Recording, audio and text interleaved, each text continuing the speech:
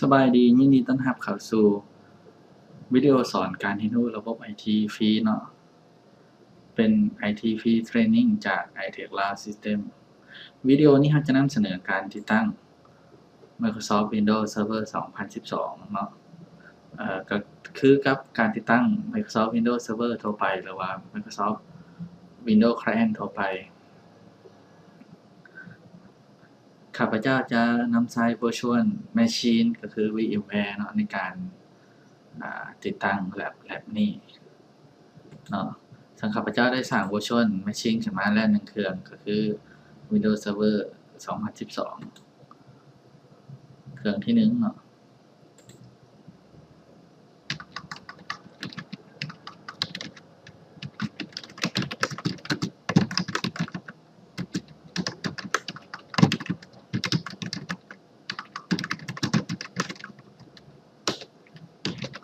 1ก็คือ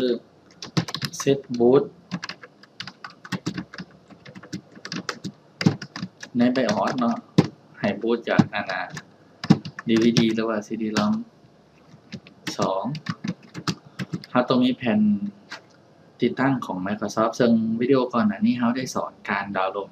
แผ่นติดตั้ง Microsoft Windows บ่ว่าจะเป็น Windows Server หรือว่า Windows Client จากเว็บไซต์ของ Microsoft มาแล้วเนาะเพราะฉะนั้นแหละอย่างที่2ที่จำเป็นก็คือเราต้องมีตัวติดตั้ง Microsoft เนาะ Windows Server ตัวนี้เราจะสอนการติดตั้ง Microsoft Windows Server 2012 R2 เป็นสิ่งจำเป็นที่ขาดบ่ได้เนาะเมื่อให้ทุกอย่างครบเป็นที่เรียบร้อยแล้วทำการเปิดเครื่องขึ้นมา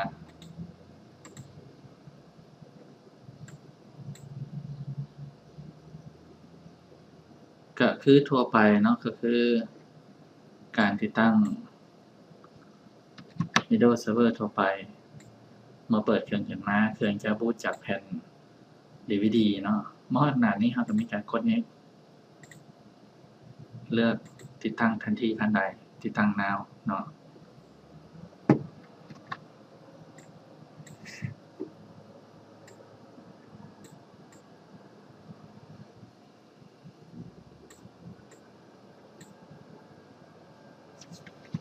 มาฮอดนี้มี Edition ให้เราเลือกเนาะว่าเราจะเลือกแบบใดแต่ละอย่างนั้นแตกต่างกันจั่งใดเนาะเรามาเบิ่งรายละเอียดนำกันตัว Standard Edition เนาะตัวทำบิดนี่เป็น Core Server ส่วนใหญ่แล้วจะเป็นการนำใช้Command เนาะแต่ว่าในความจริงแล้วสำหรับการใช้งานที่เราเคยถนัดกันนั่นก็คือแนะนำว่าควรจะใช้เป็นแบบโหมด GUI เนาะ Architecture หรือว่า System แพลตฟอร์มที่เราจะนำใช้ในการติดตั้งก็คือเป็นแบบ x64 บิตตัวติดตั้งดังกล่าวมันออกมาวันที่21เดือน3ปี2014เนาะปัจจุบันวันที่16เดือน9 2018ไฟล์ดาวน์โหลดไฟล์ติดตั้งจาก Microsoft ตัวนี้ก็ยังอนุญาตให้เราสามารถดาวน์โหลดได้จากเว็บ Microsoft เนาะซึ่งเราสามารถติดตามได้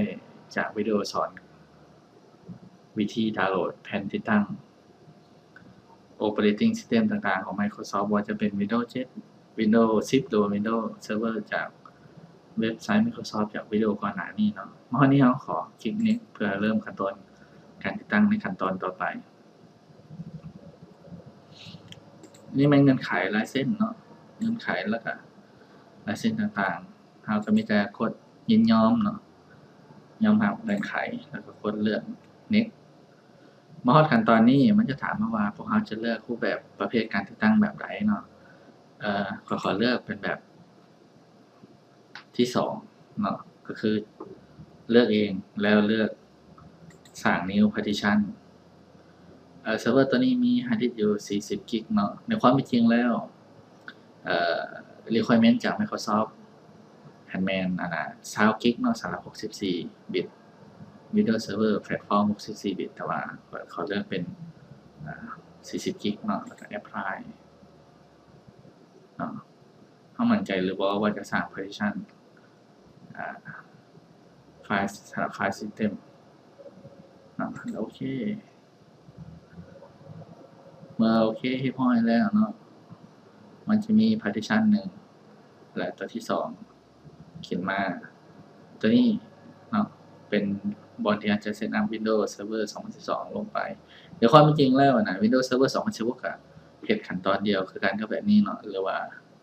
Windows Server 2008กด next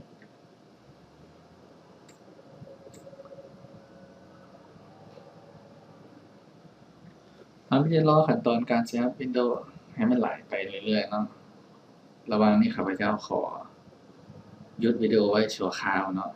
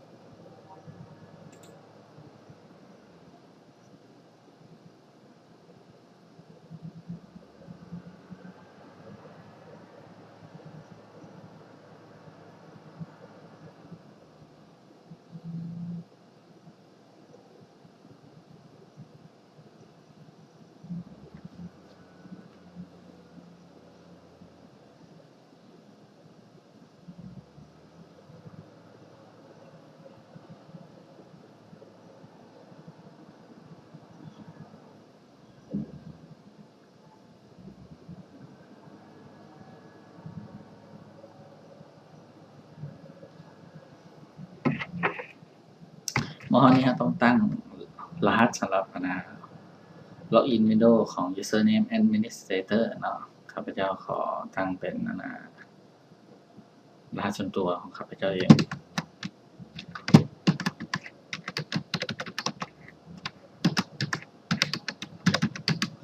หลักการการตั้งรหัสเนาะสำหรับ Microsoft Windows Server หรือว่า Microsoft Windows ทั่วไป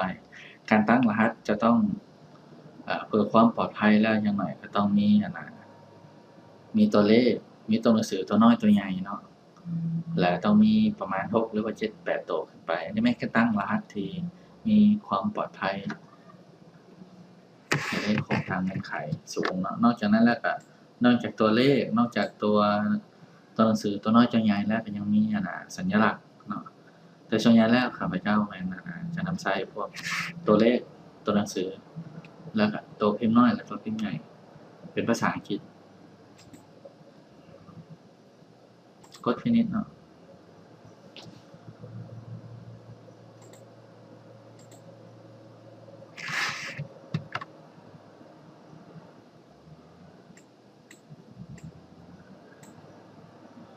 เมื่อฮอดขั้นตอนนี้ถือว่าการเซตอัพ Windows Server 2012 ถือว่า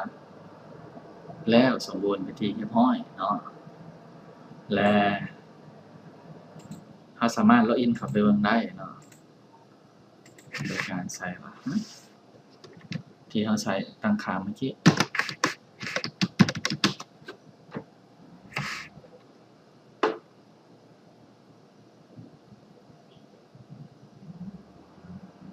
โอเค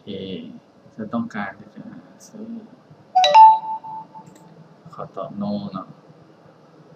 อันนี้แดชบอร์ดหรือหน้า Server Manager เนาะจะเห็นว่า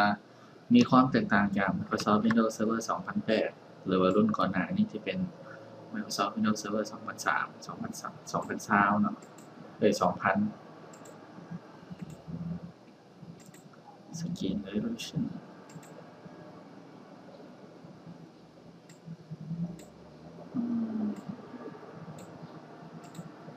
ตัวน้อยสุดแล้ว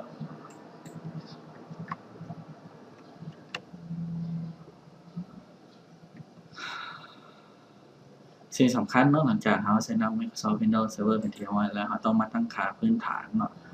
ตั้งค่าพื้นฐานว่าจะเป็นlocation เนาะของ Microsoft Windows Server เราแม่นอยู่บนใดเราอยู่ประเทศลาวก็ต้องใส่ประเทศลาวเนาะ location เพราะว่ามันจะมีผลในการactive Microsoft Windows License นอกจากนั้นก็มีรูปแบบของวันที่เดือนปีสามารถแก้ไขได้เนาะ ถ้าจะเลือกหอน้อยในการวัดแท้เป็นอย่างเป็นแมตเนาะโอเคก็เลือกเป็นแมตถ้าเลือกเป็น US นะหมายถึง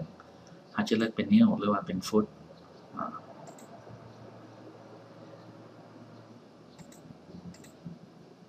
กด apply กดโอเค apply โอเคมาฮอดนี้ขั้นตอนการใช้งาน Microsoft Windows Server 2012 นะทุกสวัสดิ์